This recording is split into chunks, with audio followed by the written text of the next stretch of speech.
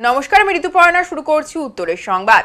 বিস্তারিত সংবাদের দিকে নজর রাখবো, কিন্তু তার আগে দেখে নেব আজকের বিশেষ সংবাদ।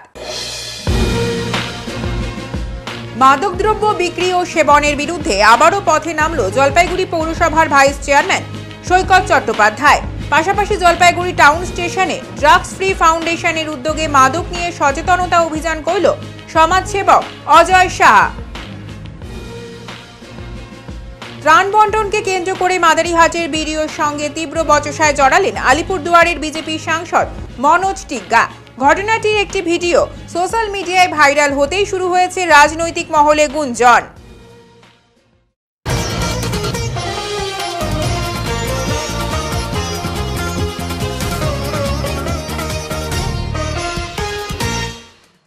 বৃষ্টিতে ফুলে উঠেছে মহানন্দা ও বালাসন নদী। আতঙ্কে পোড়াঝাড়ের বাসিন্দারা। নবনির্মিত বাঁধ পরিদর্শনে রাজগঞ্জের বিডিও। রাতভর প্রবল বৃষ্টির জেরে ফের আতঙ্ক ছড়ালো জলপাইগুড়ির রাজগঞ্জ ব্লকের পোড়াঝাড় অঞ্চলে। মহানন্দা ও বালাসন নদীর জলস্তর লাগাতার বাড়তে থাকায় তীরবর্তী এলাকায় দেখা দিয়েছে উদ্বেগ। ইতিমধ্যে কয়েকটি নিচু এলাকায় জল ঢোকার আশঙ্কা তৈরি হয়েছে বলে জানিয়েছেন স্থানীয় বাসিন্দারা। পরিস্থিতি খতিয়ে দেখতে ঘটনাস্থলে যান রাজগঞ্জের বিডিও প্রশান্ত বর্মন। তিনি নবনির্মিত বাঁধটি পরিদর্শন করেন এবং স্থানীয় প্রশাসনের আধিকারিকদের সঙ্গে কথা বলেন। বিডিও জানান, আমরা নদীর জলস্তর ও বাঁধের অবস্থার ওপর নজর রাখছি। প্রয়োজনে আশপাশের বাসিন্দাদের নিরাপদ স্থানে সরিয়ে নেওয়া হবে। অন্যদিকে প্রশাসনের পক্ষ থেকে গ্রামবাসীদের সতর্ক থাকার নির্দেশ দেওয়া হয়েছে। মাইকিং এর মাধ্যমে জানানো হচ্ছে নদীর বাঁধ ঘেঁষে কেউ যেন না যায়। জরুরি পরিস্থিতির জন্য উদ্ধারকারী দলকেও প্রস্তুত রাখা হয়েছে। স্থানীয় সূত্রে খবর, বর্ষার বৃষ্টিতে মহানন্দা ও বালাসন প্রায় প্রতি বছরই ফুলে ওঠে এবং নিম্নভূমি এলাকায় জল ঢোকে। এবারও সেই আশঙ্কা ঘনিয়ে আসায় চিন্তায় পড়েছেন সকলে। হ্যাঁ স্যার, আজকে কোথায় আসছেন এবং কি দেখলেন, কি বলবেন গ্রামবাসী? রাজগঞ্জ ব্লক যে রয়েছে এই ব্লকের ফুলবাড়ি 1 গ্রাম পঞ্চায়েতে পোকারজার বলে একটা জায়গা রয়েছে। এখানে একটু আমাদের বৃষ্টি হলে আমাদের এই বৃষ্টির জলের কোনো প্রভাব পড়ে না। পাহাড়ের জল বা অন্যান্য রাজ্যের জলগুলো যখন আমাদের এই নদীগুলোর উপরে প্রভাবিত হয় তখনই এখানে একটা প্রভাব পড়ে, বাঁধ ভেঙে লোকালয়ে ঢুকে যায়। এটাই দেখার জন্য আমি আসি। কিছুদিন আগে এখানে জলে প্লাবিত হয়েছিল, তাই দেখতে আসলাম যে এখনও পর্যন্ত দেখলাম যে নদীতে যা জল রয়েছে, তবু আমরা সতর্ক বার্তা দিতে আসছি। কারণ আমাদের ব্লক প্রশাসক হিসাবে সবসময় নাগরিকদের পাশে থাকাটা আমাদের কাজ। তাই প্রশাসন নাগরিকদের পাশে আছে, তারা যেন কোনো মতেই ভেঙে না পড়ে। আমরা সব রকম সহযোগিতা করতে প্রস্তুত।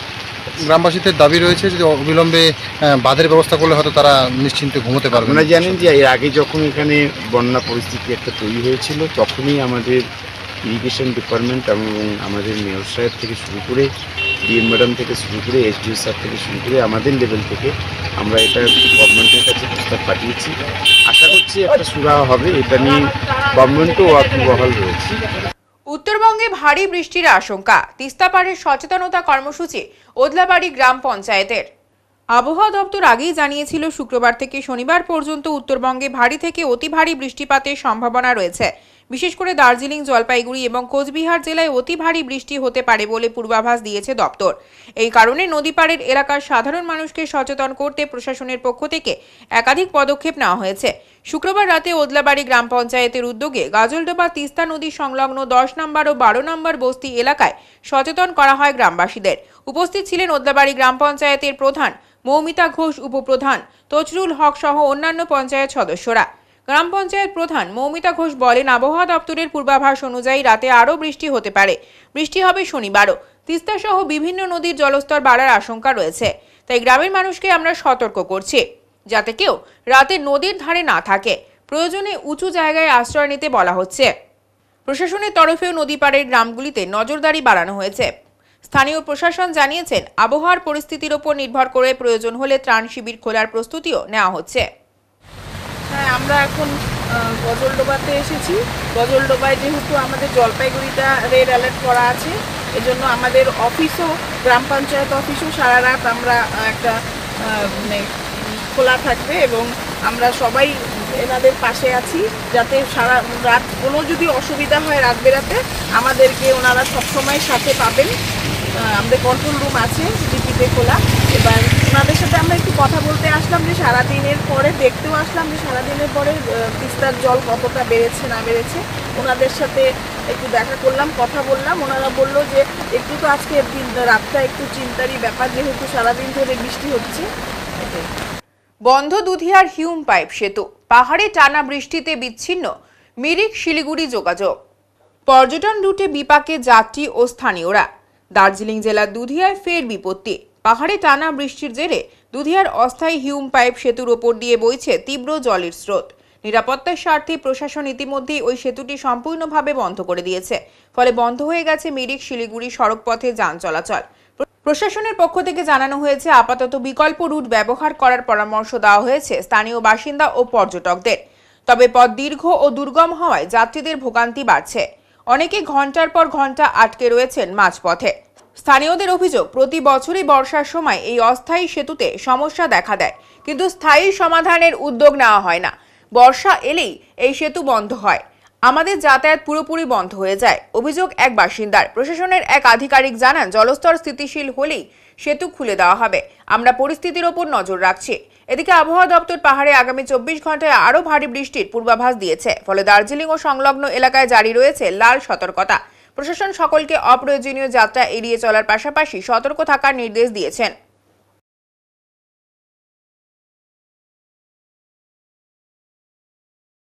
মাদকদ্রব্য বিক্রি ও সেবনের বিরুদ্ধে আবারও পথে নামল জলপাইগুড়ি পৌরসভার ভাইস চেয়ারম্যান সৈকত চট্টোপাধ্যায়। এদিন জলপাইগুড়ি শহরের 12 নম্বর ওয়ার্ডের কিছু জায়গায় মাদকদ্রব্য বিক্রি বা কারবারি হিসেবে চিহ্নিত জয়ন্তীপাড়া প্ল্যাটফর্ম সহ আশপাশের বস্তি এলাকা হিসেবে পরিচিত সেই সমস্ত জায়গায় লিফলেট বিলি করলেন সৈকত চ্যাটার্জি সহ অন্যান্য কাউন্সিলর বৃন্দ। শনিবার দুপুরে বৃষ্টিকে উপেক্ষা করে এই সচেতনতা শিবিরের মাধ্যমে মাদকদ্রব্য বিক্রি ও সেবনের হুঁশিয়ারি দেন সৈকত চ্যাটার্জি। জলপাইগুড়ি শহরের বিভিন্ন জায়গায় এই ধরনের সচেতনতা ক্যাম্প রোজই হবে বলে সৈকত চ্যাটার্জি বলেন। গাঁজা এবং তার সাথে কোডিন ফসফেট কাপ সিরাপ, আবার বলছি brown sugar, codeine phosphate cough syrup মানে যেমন ফেনসিডিল উদাহরণ দিয়ে বলছি, তার সাথে রয়েছে গাঁজা এবং ইয়াবা ট্যাবলেট। এই ড্রাগগুলো আসছে বাংলাদেশ, ভুটান এবং নেপাল বর্ডার থেকে। পুলিশ অত্যন্ত সক্রিয় রয়েছে, কিন্তু তারপরেও কি করছে এই ড্রাগ প্যাডলাররা, ড্রাগ মাফিয়ারা, তারা ছোট ছোট ইয়াং ছেলে মেয়েদের হাতে 3টা ব্রাউন সুগারের পুড়িয়া দিয়ে দিচ্ছে, 5 গ্রাম করে 15 গ্রামের। 2টো বিক্রি করতে পারলে 1টা তারা খাবে। 2টো ফেনসিডিলের বোতল দিয়ে দিচ্ছে 10টা, 1টা তারা খাবে, 9টা বিক্রি করবে। 20টা দিয়ে দিচ্ছে, তাহলে 2টো তারা খাবে এবং 18টা বিক্রি করবে। এই ভয়াবহ রূপ। গাঁজা বিক্রি করছে ছোট ছোট পুড়িয়া করে, ইয়াবা ট্যাবলেট এক একটা স্ট্রিপ বিক্রি করছে। এছাড়া ঘুমের ওষুধ অ্যালপাজোলাম, এটিজোলাম, ক্লোনাজিপাম, এই ধরনের ঘুমের ওষুধকে তারা ক্রমশ কোথা থেকে পাচ্ছে এবং তারা কিন্তু মানুষের মধ্যে ঘুমের ওষুধের এই নেশা ছড়িয়ে দিচ্ছে। আমি আপনাদের কাছে একটা নাম্বার নিয়ে এসেছি। নাম্বারটা হচ্ছে, এই লিফলেটটা দেখুন, 83, আপনাদের হাতে নাম্বারটা দিলাম 8389845286, 8389845286। আপনারা প্রত্যেকে এই নাম্বারটা কাছে রাখবেন এবং সকাল 10টা থেকে রাত্রি 9টা অবধি এই নাম্বারটা খোলা থাকবে। যেই ড্রাগ খেতে আসবে বা ড্রাগ বিক্রি করতে আসবে তার নাম ঠিকানা জানাবেন, আপনার নামও জানাবেন। আপনার ত্রাণ বন্টন নিয়ে ভিডিওর সঙ্গে বচসায় সাংসদ মনোজ টিগ্গা। ভিডিও ভাইরাল সমাজ মাধ্যমে। गलत बात क्यों? हम कितना बार बोला? हम एक एमपी है, एमपी का क्या सम्मान होता है आपको मालूम है? मैं कितना बार बोला आपको? मैं कितना बार बोला आपको? कितना बार बोला आपको? देखिए, आप झगड़ा करने का मकसद से बिल्कुल झगड़ा करने का आपका औकात क्या है? झगड़ा? अरे हमारा उसका पार्ट में पानी घुसा, वो महिला बोली चावल, आप बोला प्रधान को दिखा दिया, प्रोसेस क्या? प्रोसेस आपको बोलता है कि टीएमसी का साथ में वहाँ पर ये त्रिपल बांटो, टीएमसी का साथ में आप चावल बांटो, टीएमसी सरकारी चीज वहाँ पर बांटो। क्या प्रोसेस में है? कौन संविधान में है कि आप पार्टी के साथ में बैठ करके माने संविधान में आप पार्टी करने यहाँ पर आए क्या? हाँ, टीएमसी का झंडा लगाओ यहाँ पर, लगाओ इसका। सुनिए लगाना ही पड़ेगा यहाँ पर टीएमसी का झंडा। दूसरे बोलते सर करके बोलेगा क्या? भाई आपको कितना बार बोला? हमको त्रिपल का हक दिया नहीं बोलता है, और यहाँ से ठेका क्या बढ़ता है? मिलेगा? क्या नहीं मिलेगा? 18 लाख आदमी आपको वोट दिया है, क्या नहीं मिलेगा? हाँ? पूछने बोलते आप सरकार के बोलेगा क्या? हाँ? तमाशा पड़ा यहाँ पर, तमाशा पार्टी करनी है यहाँ पर कि वीडियोगिरी करना? वीडियोगिरी करना तो वीडियोगिरी करो, पार्टी करना तो टीएमसी का झंडा लेके घूमो, टीएमसी का झंडा लेके घूमो।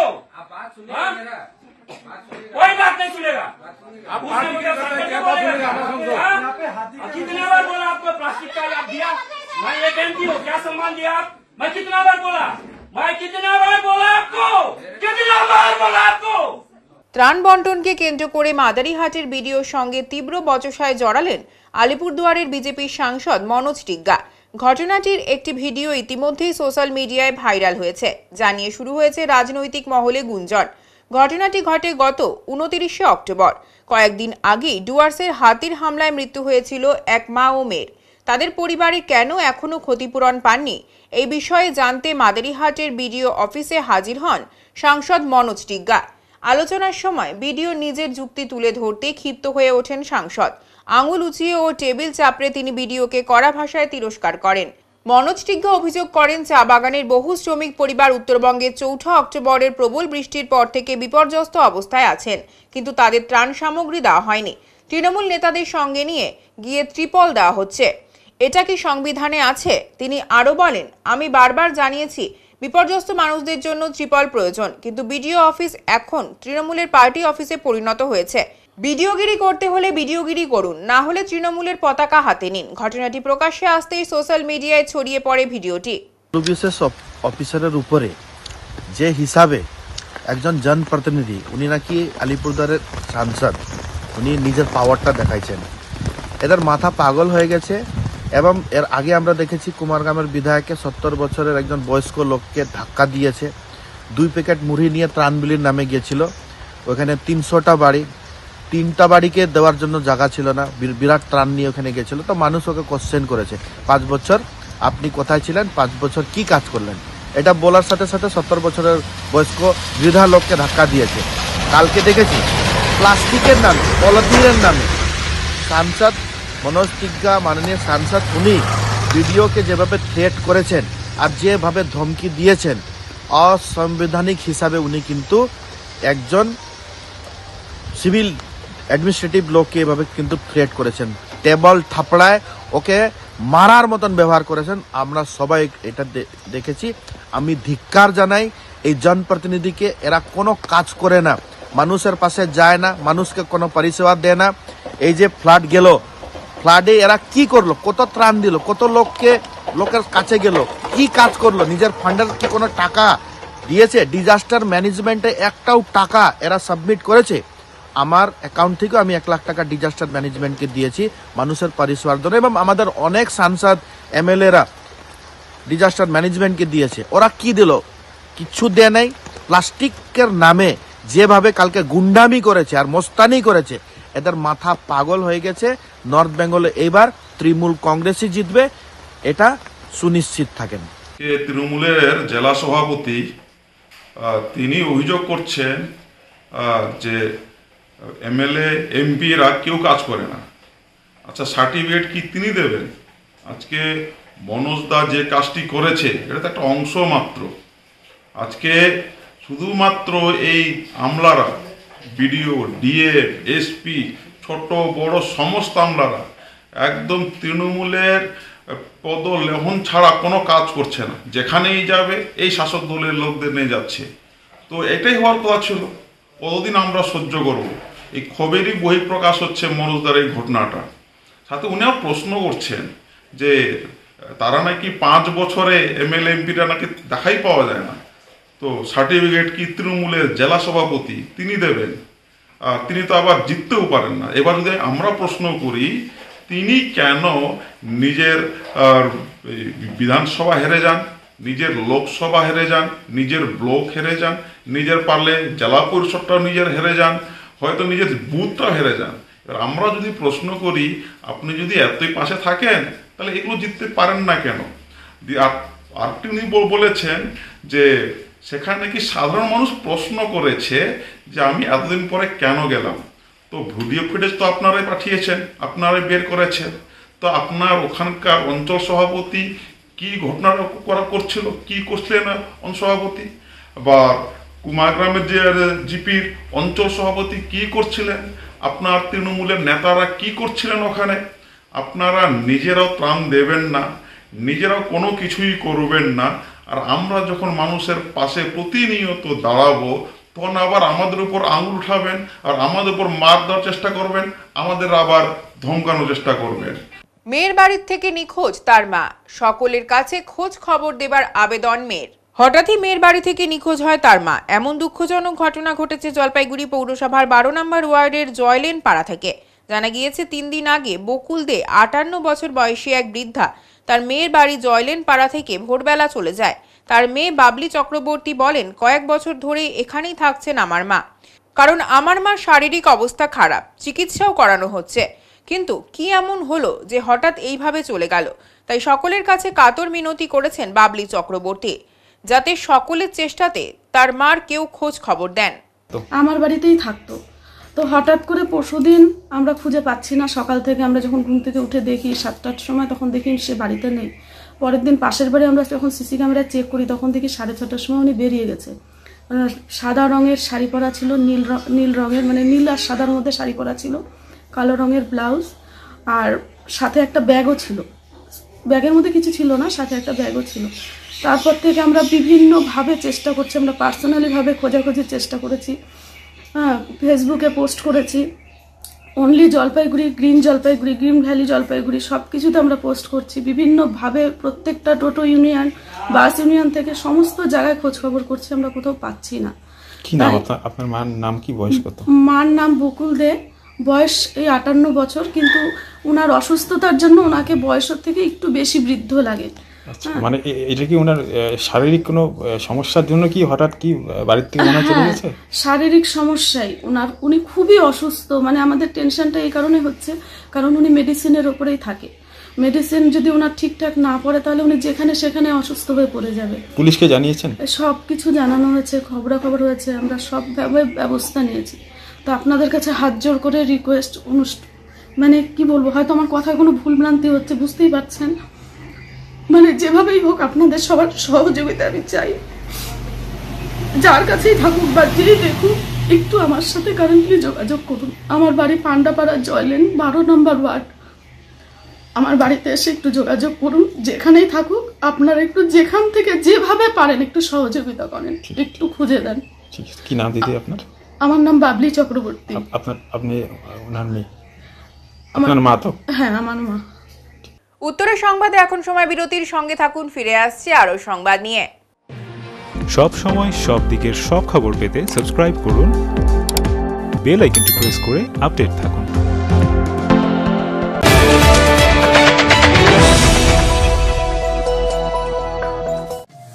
শহরের থানা মোড়ে দীর্ঘ 15 বছর ধরে নয়ন অপটিক্যাল জলপাইগুড়িবাসীকে দুজন বিশিষ্ট চিকিৎসকদের দ্বারা চোখের চিকিৎসা পরিষেবা দিয়ে চলেছে প্রতিনিয়ত। এখানে উন্নত মানের কম্পিউটার দ্বারা চক্ষু পরীক্ষা করে চোখের বিভিন্ন সমস্যা নির্ণয়, চোখের পাওয়ার মাপা, চোখের প্রেসার মাপা হয়। এছাড়াও এখানে রয়েছে ন্যায্য মূল্যে নিত্য নতুন ডিজাইনের চশমার ফ্রেম, গ্লাস এবং সানগ্লাস। তাই বাচ্চা থেকে বয়স্করা চোখের যে কোনো সমস্যা অথবা চশমার প্রয়োজন, আজই চলে আসুন নয়ন অপটিক্যাল থানা মোড় জলপাইগুড়ি। Phone number 9932208885।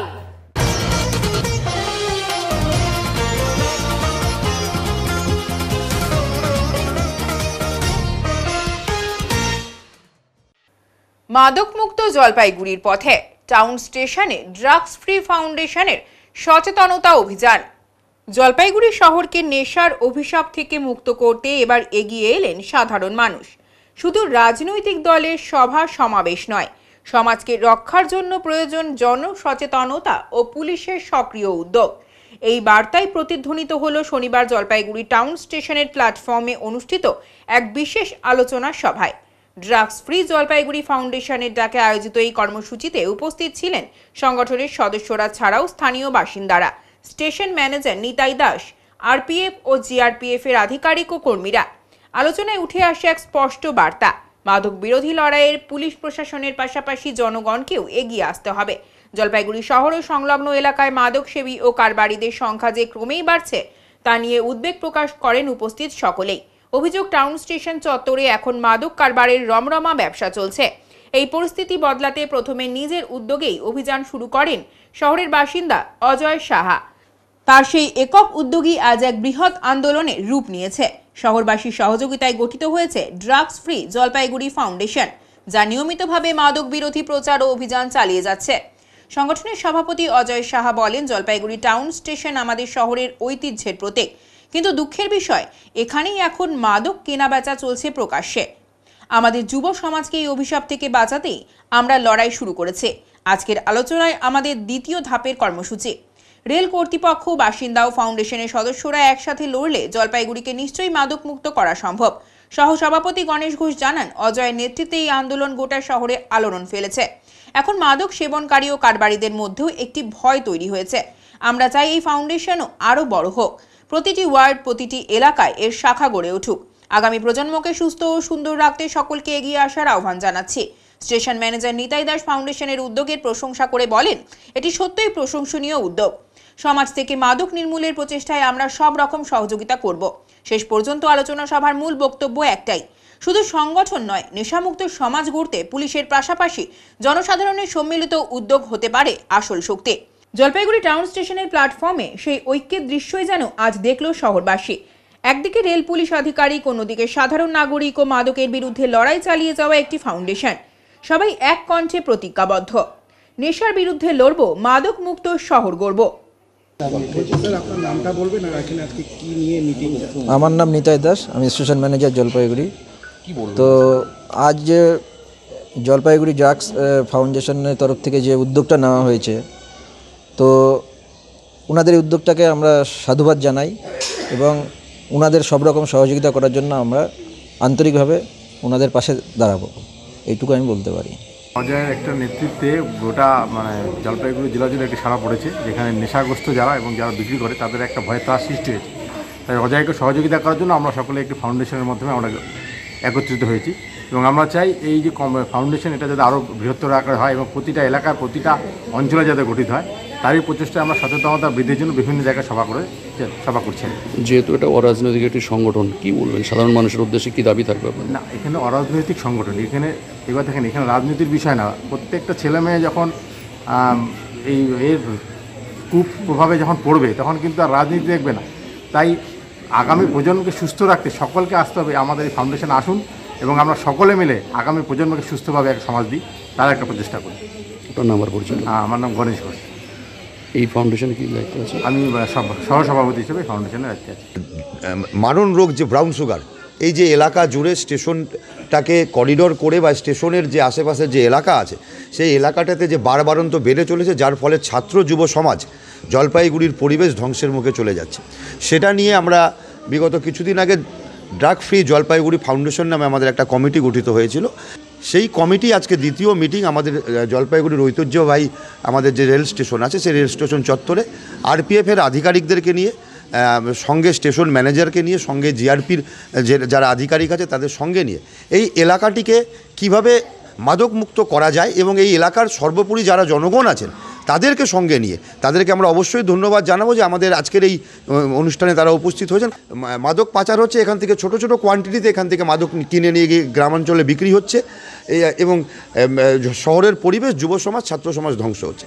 আমরা এখানে যারা বিক্রি করছে তাদের প্রতিবাদে, তাদের রুখে দেওয়ার জন্য একটা গণ আন্দোলন, গণপ্রতিরোধ গড়ে তুলতে আজকের এই অনুষ্ঠান অনুষ্ঠিত করতে চলেছি।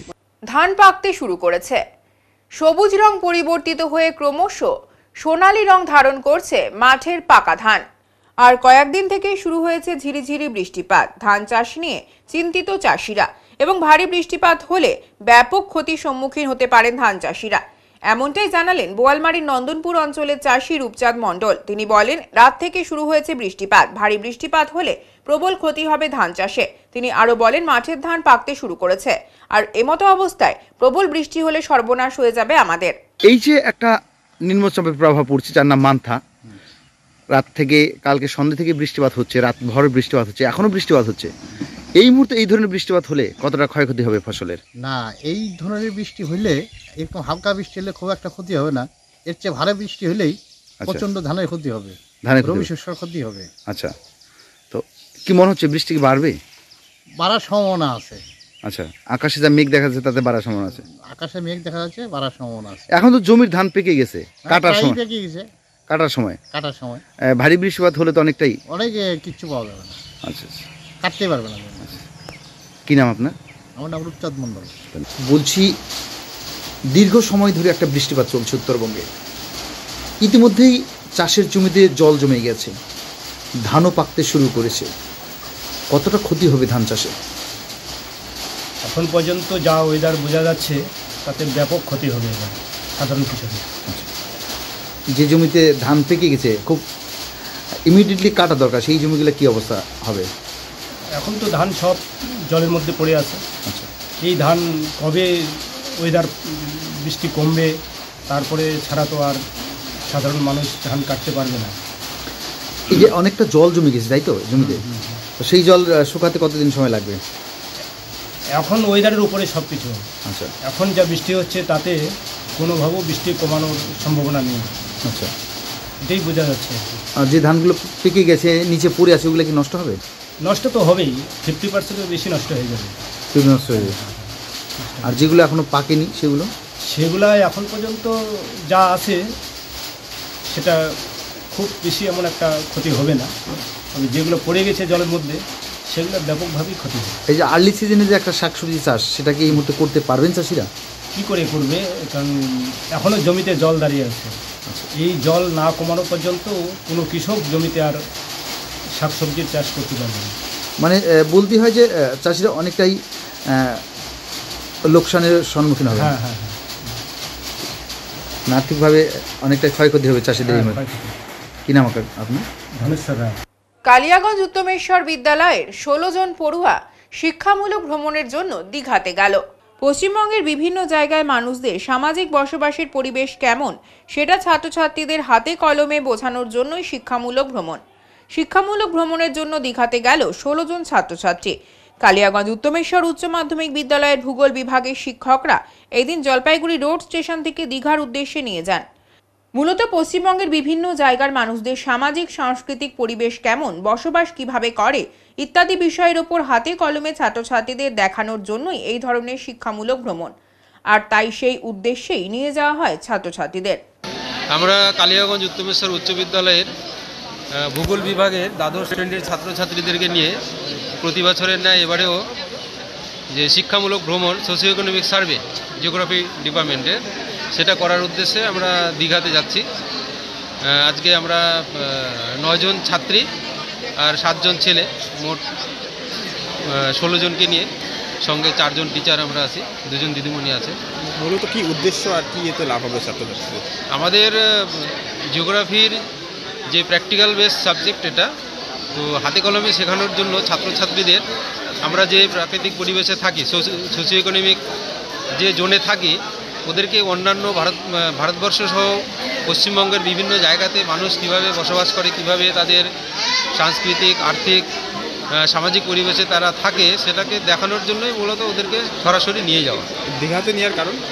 দীঘাতে নেওয়ার কারণ হলো যে ওখানে একটা, আমরা পাহাড়ি অঞ্চলে থাকি, পাহাড় সম্পর্কে আমরা অবগত, পাহাড়টা ওরা ভালো করেই জানে। তো পাহাড়ি অঞ্চলের যে প্রাকৃতিক পরিবেশ এবং জলবায়ু, আর সমুদ্র অঞ্চল, সামুদ্রিক যে জলবায়ু বা সমুদ্রের আশেপাশের অঞ্চলের যে প্রাকৃতিক পরিবেশ, সেটা সম্পূর্ণ আলাদা। এটা দেখানোর জন্য যাওয়া। আপনার নাম স্যার? আমার নাম সুখরঞ্জন সরকার, কালিয়াগঞ্জ উত্তমেশ্বর উচ্চ বিদ্যালয়ের ভূগোল বিভাগের সিনিয়র টিচার। শ্যাম বাবার জন্মদিবসে বিশেষ পূজার আয়োজন কদমতলার হনুমান মন্দিরে। শ্যাম বাবার জন্মদিন উপলক্ষে শনিবার কদমতলা হনুমান মন্দিরে বিশেষ পূজার আয়োজন করা হয়। খাটু শ্যাম বাবার দরবারে এই দিন 51 কেজি ফলের ভোগ নিবেদন করা হয়। সকাল থেকে ভক্তদের উপস্থিতিতে মন্দির প্রাঙ্গণ মুখরিত হয়ে ওঠে। ভক্তদের অংশগ্রহণে অনুষ্ঠিত হয় আলোচনা শিবির ও পূজা অর্চনা। পূজার পর সকলের মধ্যে প্রসাদ বিতরণ করা হয়। মন্দির কমিটির সদস্যদের উদ্যোগে সারাদিন জুড়ে চলে নানা ধর্মীয় অনুষ্ঠান। আগামীকালও সকাল থেকে ভক্তদের জন্য পূজা ও ভোগের বিশেষ ব্যবস্থা করা হবে বলে জানিয়েছেন মন্দির কর্তৃপক্ষ। শ্যাম বাবার আশীর্বাদ লাভের আশায় ইতিমধ্যে বহু ভক্ত মন্দিরে ভিড় জমিয়েছেন। আজকে শ্যাম বাবার জন্মদিন। আজকে প্রথম জলপাইগুড়িতে কদমতলা মন্দিরে বাবার শ্যাম বাবার জন্মদিন পালন করা হচ্ছে। এই হলো আমাদের প্রথম উৎসব কিভাবে পালন করলেন? আমাদের আজকে আরতি মন্দিরের নতুন উদ্ঘাটন হলো, বাইরে যে স্ট্রাকচার আছে সেটা নতুন উদ্ঘাটন হলো, আর এখানটা আজকে রাত্রেবেলা কীর্তন হবে, সমমানির ফলের সমমানির ভোগ লাগলো, কালকে বুন্দিয়ার সমমানি লাগবে, আর কালকে জোত হবে। আপনার নাম? আমার হরিবিষ্ণু মাহেশ্বরী।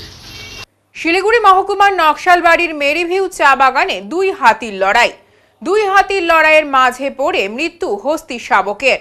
চা বাগানে এক হস্তি শাবকের মৃতদেহ উদ্ধার ঘিরে চাঞ্চল্য ছড়ালো শিলিগুড়ি মহকুমার নকশালবাড়ির মেরিভিউ চা বাগানে। আজ সকালে মেরিভিউ চা বাগানের ম্যানেজারের নজরে আসতেই বিষয়টি খবর দেওয়া হয় বাগডোগরা রেঞ্জের বন দফতরকে। অপরদিকে হাতির মৃতদেহ উদ্ধারের খবর পেয়ে ঘটনাস্থলে আসেন চা শ্রমিকরাও। পরে বাগডোগরা বন দপ্তরের টিম ঘটনাস্থলে পৌঁছে ওই হাতিটির মৃতদেহ উদ্ধার করে। বন দপ্তর সূত্রে অনুমান, দুই হাতির লড়াইয়ের মাঝে পড়ে এই হস্তি শাবকের মৃত্যু বলে অনুমান। এই হস্তি শাবকের মৃতদেহ উদ্ধার করে ময়না তদন্তের জন্য বেঙ্গল সাফারিতে পাঠানো হয়েছে। ময়না তদন্তের রিপোর্ট আসার পরই মৃত্যুর সঠিক কারণ জানা যাবে বলে মত বাগডোগরা বন দপ্তরের রেঞ্জার সোমব্রত সাধুর। মৃত হস্তি শাবক 2 থেকে 3 মাসের ছিল বলেই জানিয়েছেন তিনি। এটা তো যতক্ষণ না পর্যন্ত পোস্টমর্টম না হবে আমরা তো বলতে পারবো না। এটা জঙ্গলের একদমই সামনে। কালকেও রাতের বেলা সন্ধ্যাবেলা এখানে চা পাতা তোলা হয়েছে, তখন তো ছিল না, এটা কাল রাতেরই ঘটনা। তো এটা আমরা এখন পর্যবেক্ষণ করে দেখবো। আমাদের হায়ার অফিসাররা যারা আছে তারা আসবেন, ডক্টররা আসবে, তারা দেখে যেটা হবে সেটা আপনাদের সময় মতন জানিয়ে দেওয়া হবে। প্রচুর হাতির পায়ের ছাপ দেখা যাচ্ছে যে ঘটনাস্থলে রয়েছে, মনে হচ্ছে কি মা হাতি ছিল বা এরকম কিছু মনে হচ্ছে? সেটা হ্যাঁ, অনেক হাতির পায়ের ছাপ আছে বা শাবকটির সাথে। শাবক তো একা কখনো থাকে না, তার সাথে মা হাতির গোটা হয়তো পালটা এখানে ছিল। কালকে রাত্রিবেলা হয়তো এখানে বেরিয়েছিল, যেহেতু জঙ্গলের একদম এরিয়ার ভেতরেই রয়েছে এটা। কালকে সন্ধ্যাবেলা অবধি আমাদের কাছে কিছু খবর ছিল না বা হাতির শাবকটি ওখানে ছিল না। যেরকম চা বাগানের ম্যানেজার আমাদের বলেছেন এখানে পেট্রোলিংও হয় ডেলি। তো আজকে ভোর রাতেরই এটা ইনসিডেন্ট হবে। এখন আমরা এটা দেখবো, আর ডাক্তারবাবু আসবেন, তারা ভেটেরিনারি সার্জন যারা আছেন তারা বলবেন, হায়ার অফিসাররা আসবেন, আপনাদের যথাসময় জানিয়ে দেওয়া হবে। কতদিনের ছিল, মেল না ফিমেল? এটা এখন আমরা এখান থেকে এখন বডিটা ইমিডিয়েট রিকভার করে নিয়ে যাওয়া হচ্ছে। খুব সম্ভবত তারপরে আমরা বলতে পারবো, আমরা ওখানে গিয়ে পরিষ্কার করে দেখব। উত্তরের সংবাদে এখন সময় বিরতির, সঙ্গে থাকুন, ফিরে আসছে আরো সংবাদ নিয়ে। সব সময় সব দিকের সব খবর পেতে সাবস্ক্রাইব করুন, বেল আইকনটি প্রেস করে আপডেট থাকুন।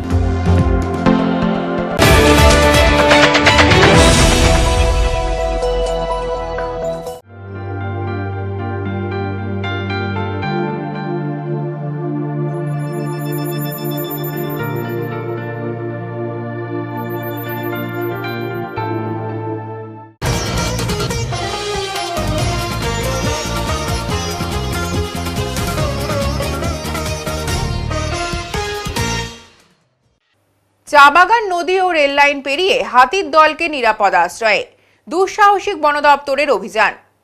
মানুষ প্রাণী সংঘাত রুখতে নজিরবিহীন পদক্ষেপ নিল বন দপ্তর। দার্জিলিং জেলার তুকরিয়াঝড় রেঞ্জ থেকে বাগডোগরা রেঞ্জে একদল হাতিকে সফলভাবে স্থানান্তর করা হয়েছে।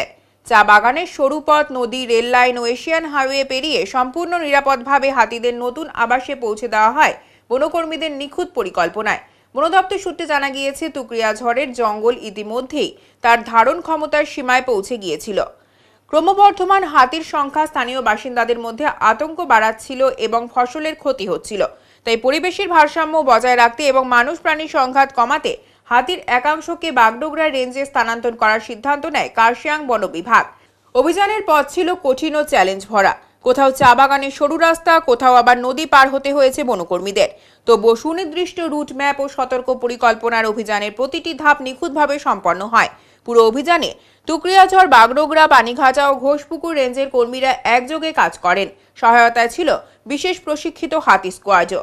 অভিযানে বিশেষ ভূমিকা নেন সমীরণ রাজ, সংবর্ত সাধু, সুরাজ মুখিয়া, মনীষকান্তি ঘোষ ও প্রমিত পাল। তাদের সাহসিকতা ও নিখুঁত সমন্বয়ের প্রশংসা করেছেন কার্শিয়াং ডিভিশনের বন আধিকারিকরা।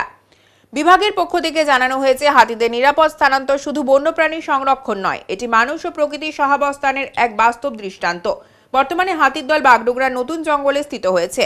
বনকর্মীদের তত্ত্বাবধানে তাদের চলাফেরা, বিশ্রাম ও খাদ্যাভ্যাস নিবিড়ভাবে পর্যবেক্ষণ করা হচ্ছে। বন দপ্তরের আশা, এই অভিযানে ভবিষ্যতে উত্তরবঙ্গ জুড়ে বন্যপ্রাণ সংরক্ষণ ও পরিবেশ সুরক্ষার ক্ষেত্রে নতুন দৃষ্টান্ত স্থাপন করবে।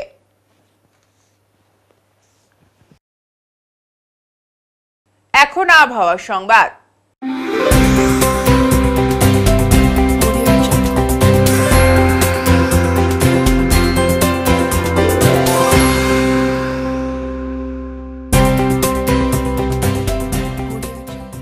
কেন্দ্রীয় আবহাওয়া দপ্তরের জলপাইগুড়ি কেন্দ্র থেকে পাওয়া তথ্য অনুযায়ী শনিবার দিনের সর্বোচ্চ তাপমাত্রা ছিল 23 ডিগ্রি সেলসিয়াস ও সর্বনিম্ন তাপমাত্রা ছিল 20.6 ডিগ্রি সেলসিয়াস। গত 24 ঘন্টায় বৃষ্টিপাতের পরিমাণ ছিল 169 মিলিমিটার। শেষ করার আগে আজকের বিশেষ সংবাদ আরো একবার। মাদকদ্রব্য বিক্রি ও সেবনের বিরুদ্ধে আবারও পথে নামল জলপাইগুড়ি পৌরসভার ভাইস চেয়ারম্যান সৈকত চট্টোপাধ্যায়। পাশাপাশি জলপাইগুড়ি টাউন স্টেশনে ড্রাগস ফ্রি ফাউন্ডেশনের উদ্যোগে মাদক নিয়ে সচেতনতা অভিযান করল সমাজসেবক অজয় সাহা। ত্রাণ বন্টনকে কেন্দ্র করে মাদারিহাটের বিডিওর সঙ্গে তীব্র বচসায় জড়ালেন আলিপুরদুয়ারের বিজেপি সাংসদ মনোজ টিগ্গা। ঘটনাটির একটি ভিডিও সোশ্যাল মিডিয়ায় ভাইরাল হতেই শুরু হয়েছে রাজনৈতিক মহলে গুঞ্জন। উত্তরের মন পরিবেশিত উত্তরের সংবাদ এখনকার মতো এই পর্যন্তই। নমস্কার।